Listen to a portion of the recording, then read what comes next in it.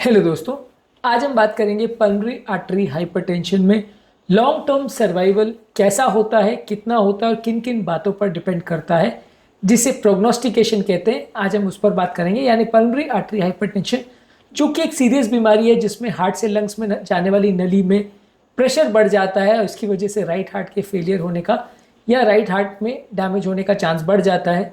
ये बीमारी में लॉन्ग टर्म सर्वाइवल कैसा एक्सपेक्ट आप कर सकते हो और किन बातों पर डिपेंड करेगा, आज इन सब इश्यूज़ पर बात करेंगे। आज का टॉपिक है पल्मोनरी हाइपरटेंशन में प्रोग्नोस्टिकेशन।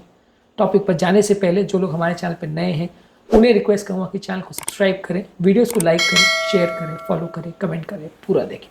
टॉपिक बहुत ही इंपॉर्टेंट है, इसलिए इसे एंड तक देखिएगा। चलिए शुरू करते हैं इंपॉर्टेंट वीडियो।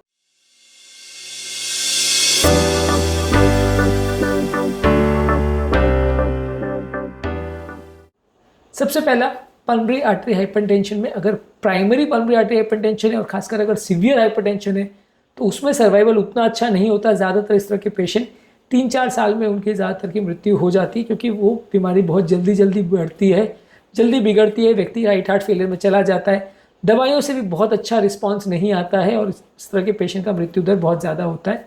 जिन लोगों में पल्मोनरी आर्टरी हाइपरटेंशन कोई कारण की वजह से हुआ है, जैसे कि कनेक्टिव टिश्यू डिसऑर्डर, लिवर की बीमारी, लंग्स की बीमारी, किसी पर्टिकुलर प्रॉब्लम की वजह से, जैसे कोई हार्ट का वाल्व का प्रॉब्लम है, हार्ट की कोई छेद का प्रॉब्लम है, इस तरह के पेशेंट्स में सर्वाइवल के चांसेस थोड़े बेटर रहते हैं। इस तरह के पेशेंट में दवाइयों का और थेरेपी का रिस्पांस का चांस भी थोड़ा बेटर रहता है।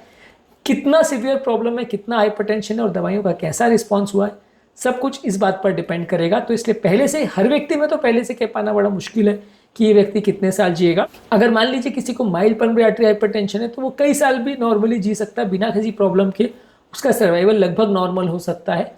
और वहीं किसी व्यक्ति को सीवियर हाइपरटेंशन है और वो प्रॉपरली मैनेज नहीं हो पाता है तो उसकी 2-4 साल के अंदर मृत्यु भी हो सकती है। पर हर व्यक्ति का सर्वाइवल पैटर्न अलग होता है और ज़्यादातर मृत्यु या ज़्यादातर डिटोरेशन उन लोगों में देखा जाता है जब पल्मोनरी प्रेशर बहुत ज़्यादा हो, लगभग 100 से भी अगर ज़्यादा हो और जहाँ राइट हार्ट फेलियर होना चालू हो गया, वहाँ पे ज़्यादातर मृत्यु देखी जाती है। अगर 50, 60, 70 तक भी अगर पल्मोनरी आर्टरी हाइपरटेंशन, तो मैंने खुद कई पेशेंट देखे हैं जो बहुत साल तक जीते हैं, कोई खास दिक्कत नहीं आती है, मैनेज हो जाता है।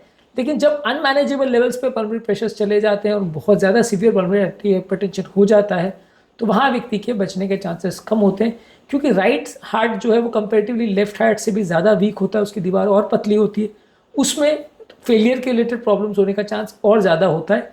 इसलिए अगर किसी व्यक्ति को पल्मोनरी आर्टरी हाइपरटेंशन है और खासकर सीवियर हाइपरटेंशन है तो वैसे लोग की कंडीशन बिगड़ने के चांस थोड़े ज़्यादा होते हैं, जल्दी बिगड़ने के चांस थोड़े ज़्यादा होते हैं। इसके अलावा सब चीज़ इस बात पर डिपेंड करेगी कि बीमारी की सीवियरिटी कितनी है। माइल्ड और मॉडरेट वाले लोग अच्छी एक्सपेक्टेशन सर्वाइवल की रख सकते हैं।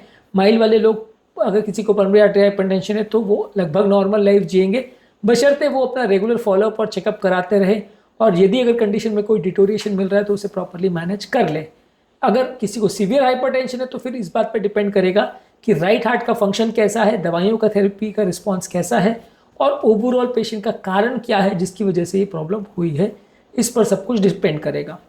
अगला इंपॉर्टेंट इशू है कि थेरेपी क्या मिल रही है और उससे रिस्पॉन्स कैसा है। कई पेशेंट्स को थेरेपी मिलने के बाद भी कोई रिस्पॉन्स नहीं मिलता है, कई पेशेंट को थेरेपी से अच्छा रिस्पॉन्स आता है।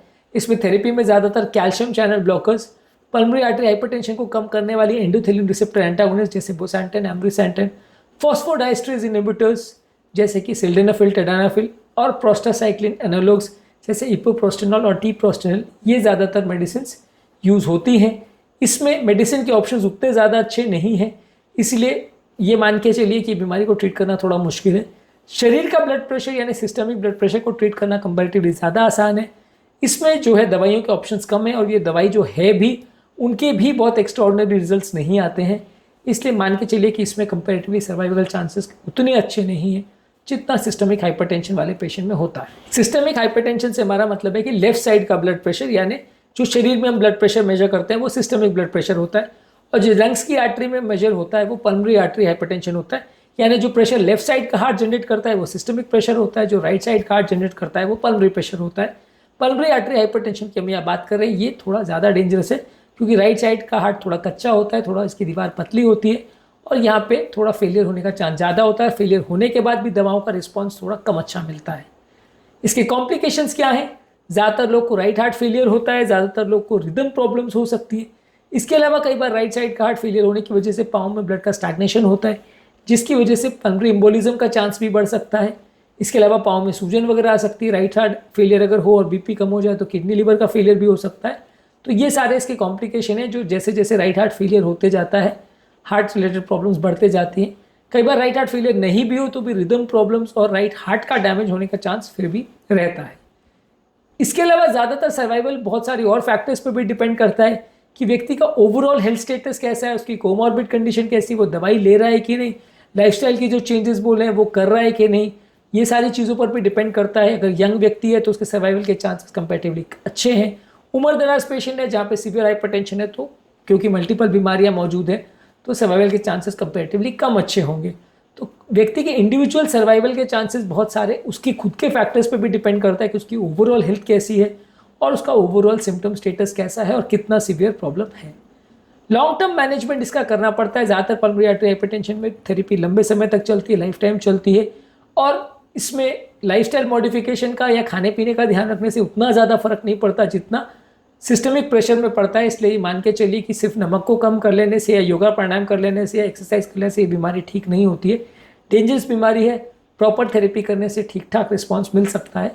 ठीक करना इतना ईजी नहीं है, कंपेरेटिवली टफ है बीमारी मैनेज करना। यदि सही तरह से मैनेज किया जाए तो काफ़ी लोगों को बचाया जा सकता है। यदि बिल्कुल सीवियर केस है तो वहाँ पे हार्ट ट्रांसप्लांटेशन या लंग ट्रांसप्लांटेशन या दोनों का ट्रांसप्लांटेशन लगता है।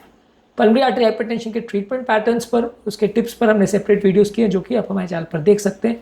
आज के टॉपिक में हमने पल्मोनरी आर्टरी हाइपरटेंशन के प्रोग्नोसिस पर बात करी। इसके अलावा पल्मोनरी हाइपरटेंशन पर जो हमारे बाकी वीडियोज़ हैं उन्हें भी ज़रूर चेकआउट करें। टॉपिक एंड करने से पहले जो लोग हमारे चैनल पर नए हैं उन्हें रिक्वेस्ट करूँगा कि चैनल को सब्सक्राइब करें, वीडियोज़ को लाइक करें, शेयर करें, फॉलो करें, कमेंट करें, पूरा देखिए।